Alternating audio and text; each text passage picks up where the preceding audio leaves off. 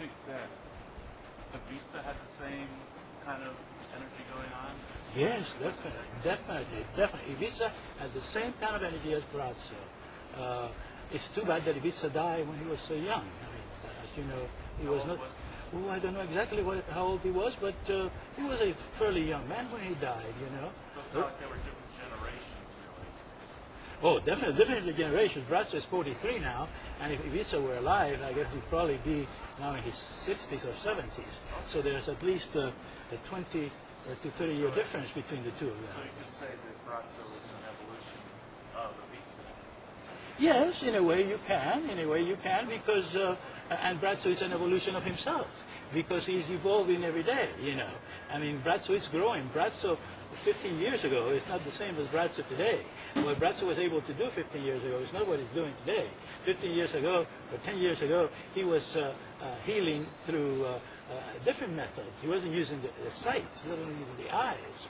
You know, he was using writing little scribbles in a book, you know, and an Ivica's book.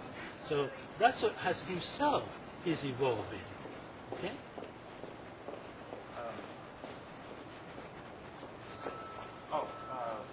We noticed that when we speak to Brazzo, it's not on. He refers to Brazzo in the third person. Yes, he always says. That's right. That's right. Because Brazzo is a different person from Joseph Gerbach. Joseph Gerbach is like you and me, you know. But when he talks about Brazzo, he's talking really about Brazzo in that state, divine state of grace, if you want to use a term that's not scientific and is religious, you know, where he's able to do the help, where he's able to connect and he's able to impact on the neurons and the DNA. And I'm sorry I had a lot of water, you know. Oh, sure.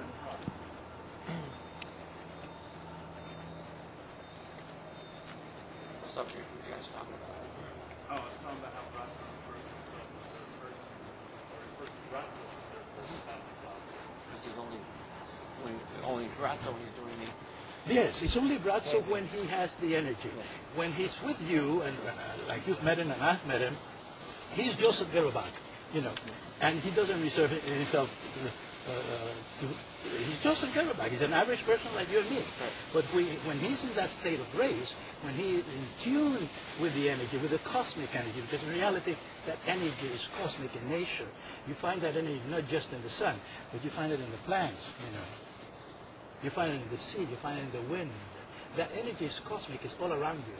And when you are in tune, when you are aligned, when your body is aligned with that energy, you receive it and then you're able to give it back, like Brazzo is able to do. You see? So you could actually... Yeah, I'm sorry, I must have... No, please. Go ahead. But You can set it down because your wife. yeah, out of the frame. Yeah, perfect. So you could actually be a better receiver of Brazzo's energy if you prepared yourself better. Obviously, you can be a better receiver of Brazzo's energy if you prepare yourself. And the ways to prepare yourself are many, you know. If you are with nature, if you are around the sun, if you do meditation, if your spine is straight so that the Kundalini energy can move from the bottom chakra up to the higher chakras. Because you see, we are energy. We are also energy. And when we are with Brazzo, he helps us get in tune with the cosmic energy, for us to get in tune with the cosmic energy. And that cosmic energy is all around us. And the Mayans, when they built their pyramids, they built it in such a way so that they could get in tune with that energy, and they were able to predict with the accuracy of NASA the equinoxes, the solstices, and even the planetary orbit of Venus with the accuracy of NASA, just because they were in tune with the energy. They were not using their left brain, they were using their right brain. And the right brain is the one that gets in tune. That's where the wiring takes place when you're with Brazzo. And that's the type of teaching and learning that doesn't go on in the Western Hemisphere, in the Western world. We're not used to that. So Brazzo is going to revolutionize education in the world. And it's going to revolutionize, well, many things. I should not say, I just leave it there. He will revolutionize the world. Yeah. Sorry. Yeah.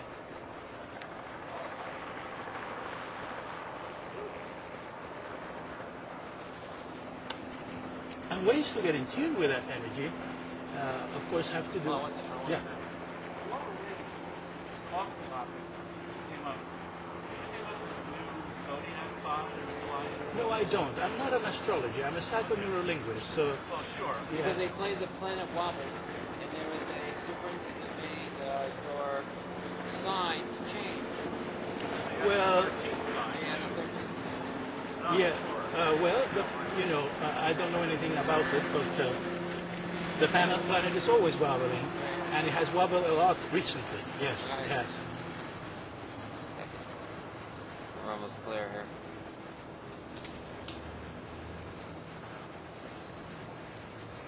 Okay.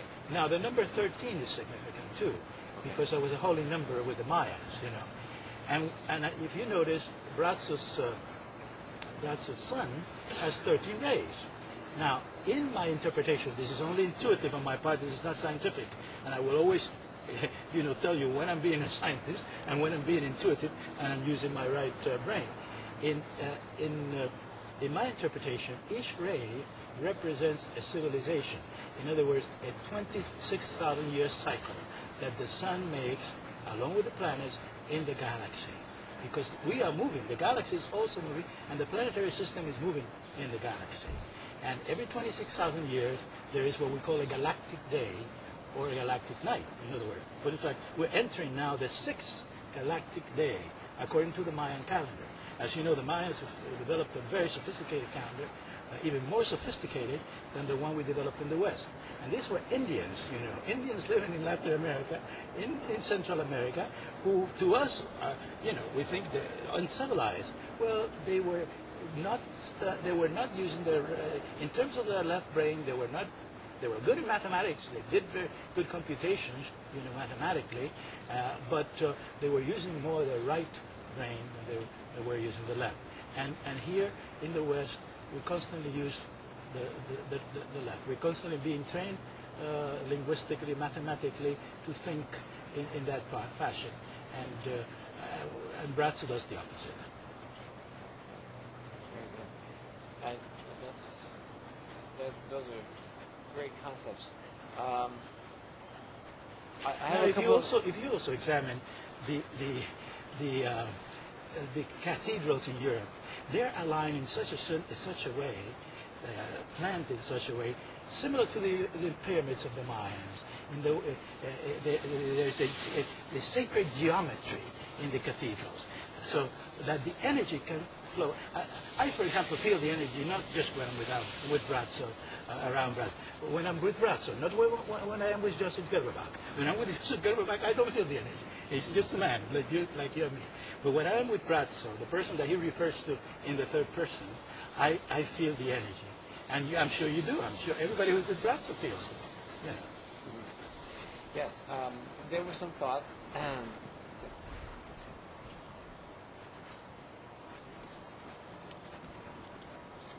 That he was from the lost continent of Atlantis. Well, there's nothing we can prove about that. I have no scientific proof. People think that the lost continent of Atlantis was one of those galactic days that ended, and one of the rays of the 13 rays of the sunset, and people might think that the Egyptian civilization with the pyramids constitute another day. I don't know. I really don't know. That's all non-scientific, and we can talk about it. Just a thought. All right, and what about you, Van? What other things? What other ground did you want to cover that would be important? Well, incidentally, I'm writing a book about Braco. Everything that I'm talking to you is going to be in my book. I'm writing it just by myself. I'm writing it with Dr. Paul Butkovich, who's a dear friend of mine who introduced me to meditation in the 70s. He's a graduate from Yale University, lives in New York, and we're writing the book in a dialogue, so to speak. The same way you're asking me questions, he will be asking me questions, and I'll be asking him questions, because it's also very deep, and he has a very deep intuition. What's his field of expertise? His field of expertise is business administration.